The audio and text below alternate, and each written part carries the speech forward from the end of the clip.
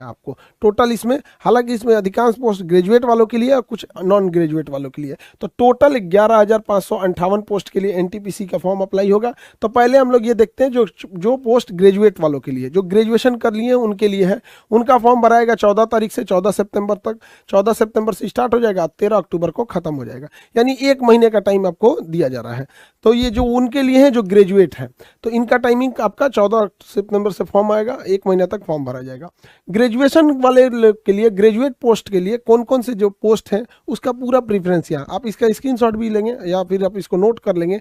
जो chief commercial कम ticket supervisor है, इसका पोस्ट कितने हैं सब यहाँ पोस्ट वाइज वैकेंसी भी दिए गए हैं यहाँ पे। इसमें आपका जो गुड्स ट्रेन मैनेजर है उसका पोस्ट है, स्टेशन मास्टर का लगभग 1000 पोस्ट है यहाँ पे 994, गुड्स गार्ड का जो स्टेशन मैनेजर हो गया है उनका पोस्ट है। टोटल ऐसे करके 8113 पोस्ट हैं ग्रेजुएट वालों के लिए, जो ग्रेजुएट हैं उनके लिए एक पोस्ट है। और ये बहुत अच्छी चीज़ है कि 3 साल का जो कोविड के टाइम पे था, कोविड-19 के टाइम पे, वो वाला जो एज रिलैक्सेशन वाला था उसको ध्यान में इसे रखा गया है एज लिमिट के मैटर पे कोविड के लिए। तो ये बहुत अच्छी चीज़ है। जो अंडर ग्रेजुएट है भाऊ, जो अंडर ग्रेजुएट हैं उनके लिए भी पोस्ट है, उनका फॉर्म भी भरा जाएगा 21 सितंबर से भरा जाएगा। उनको भी 1 महीने टाइम दिया जाएगा, 20 अक्टूबर तक वो भी अपना फॉर्म कंप्लीट कर सकते हैं। उनके लिए जो पोस्ट है लगभग 3400। दोनों का सिलेबस कमोबेश एक जैसा है, CBT 1 और CBT 2 दोनों का सिलेबस कमोबेश एक जैसा ही रहेगा यहाँ पे, ठीक है। अब जैसे देखिए मैथ पूछेगा 30 नंबर का, 30 नंबर 30 क्वेश्चन, 30 क्वेश्चन 30 नंबर, यानी एक क्वेश्चन 1 नंबर का।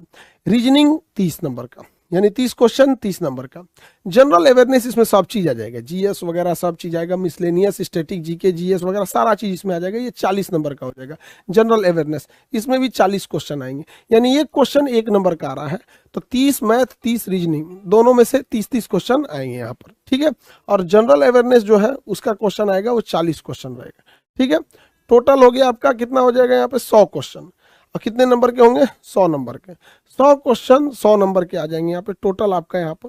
लेकिन एक चीज़ ध्यान रखिएगा, निगेटिव मार्किंग भी है इसमें आपका निगेटिव मार्किंग भी है, इसलिए ये नहीं कि अंधाधुन मार दे। और निगेटिव भी अच्छा खासा 1/3 है, ये मैक्सिमम में जो वो होता है आपका ये CBT 2 में। जहाँ CBT 1 में 30 मैथ था, यहाँ 35 मैथ कर दिया गया, 35 मैथ 35 नंबर का। जहां उस वहां रीजनिंग 30 था, यहाँ क्या कर दिया गया 35 कर दिया गया, यानी 5-5 क्वेश्चन बढ़ाया है। 5-5 क्वेश्चन क्या कर दिया है बढ़ा दिया है। तो यहाँ 5-5 बढ़ाया है, तो यहाँ एक ही बार 10 बढ़ा दिया। वहाँ 40 था तो यहाँ क्या कर दिया है 50 कर दिया यहाँ पे, और 150 रीजन 50 जनरल अवेयरनेस यहाँ पे, यानी टोटल यहाँ नंबर ऑफ क्वेश्चन कितना है 120 है। और कितने नंबर का 120 नंबर का। समस्या यहाँ क्या है समझो ध्यान से, 120 क्वेश्चन है और इसमें भी निगेटिव है, CBT 2 में भी निगेटिव है। बट सबसे बड़ा प्रॉब्लम यहाँ आएगा 120 क्वेश्चन के लिए महज 90 मिनट, यानी जो CBT 2 जिसे आप मेंस कहेंगे उसमें सारा खेल होने वाला है आपका टाइमिंग का। अगर टाइमिंग मैनेजमेंट कर लिए तो आपको ध्यान ये नहीं रखना है कि पढ़ना कितना है, डिसाइड ये करिए पढ़ना क्या है, बस इसमें ध्यान। इसलिए ज्यादा होशियार मत बनिएगा। आप अक्सर देखे होंगे लॉज में उसी का रिजल्ट होता है जिसपे लोग कहते हैं 1 करोड़ हो गया क्योंकि वो 20% वालों को ऐसे ही भगा दिया जैसे यूट्यूब पर अपनी ऐड को स्किप कर देता है। आए क्वेश्चन उठपटांग, हर्षवर्धन के चाचा का ब्याह किस रानी से हुआ था? हटाओ से चतुर के चाचा से क्या मतलब है। देखो एक बात बताते हैं, बहुत खराब सच है, जिस लड़के को लगेगा उसको 100 में 100 मार्क्स लाना है उसका कभी रिजल्ट नहीं होगा, स्पेशली कंपटीशन में। ये स्ट्रेटजी बोर्ड में काम करती है। जब आप बोर्ड के एग्जाम दे रहे हैं 10th में, मैट्रिक में, इंटर में, वो BSc MSc उसमें काम करती है। सपोज करो कि आपको 100 नंबर का क्वेश्चन आ रहा है, कितने नंबर का 100, भगवान उतर जाएगा तो 100 करेगा। इसका सबसे बेस्ट स्ट्रेटजी जानते क्या होता है? सबसे बेस्ट तरीका इसका ऐसा 50% सेलेक्ट कीजिए कि हमको ये वाला ये टॉपिक हमको पढ़ लेना है। 50% ये डिसाइड कीजिए कि ये सारी चीजें हमें नहीं छूटनी चाहिए, क्योंकि एग्जाम में जब क्वेश्चन को एग्जामिनर बनाता है ना तो उसको ऐसा नहीं है कि पागल है उठा और आके क्वेश्चन बना के चल दिया। उसे SSC का लेना है या BPSC का लेना है, UPSC का, ऐसा नहीं कि क्वेश्चन देना है एग्जाम लेना है लेके चला गया। उसके लिए भी कुछ रूल एंड रेगुलेशन होते हैं, उसके ऊपर भी कुछ होता है। जैसे स्टूडेंट्स के लिए एक सिलेबस होता है एग्जाम देने का, वैसे ही एग्जामिनर के ऊपर एक सिलेबस होता है क्वेश्चन सेट करने का पैटर्न, जिसमें वो 50% एवरेज क्वेश्चन सेट करता है, जिसके लिए बहुत खास मेहनत की जरूरत नहीं है, केवल सिंसियरिटी की जरूरत है। इसके बाद का जो 30% क्वेश्चन होता है ये टफ होता है, और ये 20% उन्हीं को दिया जाता है जो बहुत होशियार समझते हैं अपने आप को, ताकि उन्हें बर्बाद कर दिया जाए।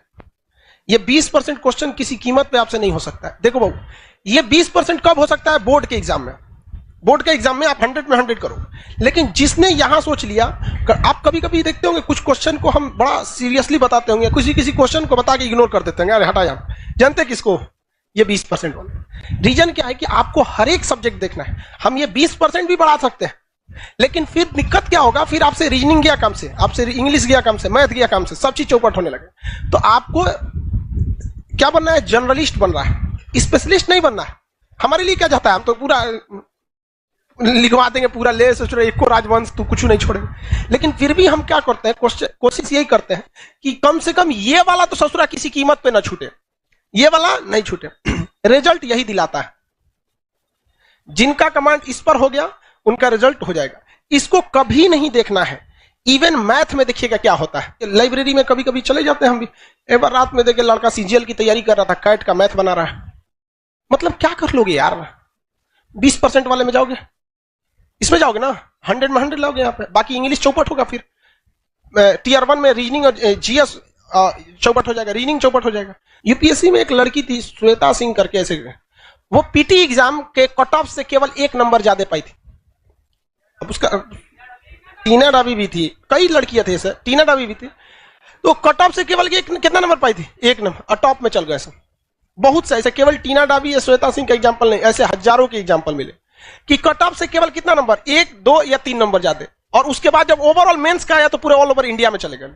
तो ये ऑब्जेक्टिव में आपको ये डिसाइड रखना है कि कुछ ऐसे चीज रखिए कि जो हमसे भगवान भी नहीं छीन सकता है। कौन सा? ये 50% वाला।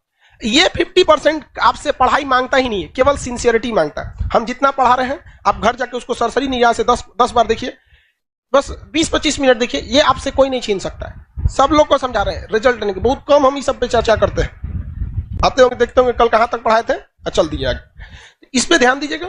उसके बाद मेहनत इससे करना है। इस वाले कुछ ऐसा क्वेश्चन आता है ना कि कभी कभी देख के सोचना हमारा दिमाग जल जाता है। अजीब टाइप का क्वेश्चन पूछ देता है यहाँ पर। तो कौन सा है? 20%। उसमें कभी मत पढ़िएगा। किसमें पढ़ना है आपको? ये दोनों। ये तो सब लोग को आता है मार्क्स। कोनो एग्जाम में बैठिएगा, आपको ऐसा थोड़े 0 पाके आइएगा। लगभग तो इतना ही आएगा। इस सब में ध्यान से लेकर पढ़ना है। तो जितना आपका मटेरियल है या जो हम पढ़ाते हैं, तो हम भी इसी को ध्यान में रख के पढ़ाते हैं। जब आप यहां तक पढ़ाई कर रहे होते हैं तो यहां बहुत मजा आता है। जब इसमें घुसते हैं तो थोड़ा दिमाग लगाना पड़ता है, और जब इसमें घुसते हैं तो बोरिंग लगने लगता है। तो ससुरा ये हमारा फेलो करा रहा है, पढ़ाई को बोरिंग भी बना रहा है। तो हमको भी गम ने मारा, तुमको भी गम ने मारा, इस गम को मार डालो। आप लोग से कभी कभी कोई क्वेश्चन नहीं बने तो घबराना है। अब वो भी देखना है कि वो 20% वाला है कि 50% वाला में गड़बड़ हो जा रहा है। अब अगर कोई पूछ दे आपसे कि हर्षवर्धन को किसने पराजित किया, आपको कहेगा यार पुलकेशिन द्वितीय नहीं पता है सर, तो बोलबे किए थे 20% नहीं आता है। अरे यार लेवल भी तो ध्यान रखो, वो 50% वाला में से है। उसको तो आपको हर हाल में पता होना चाहिए।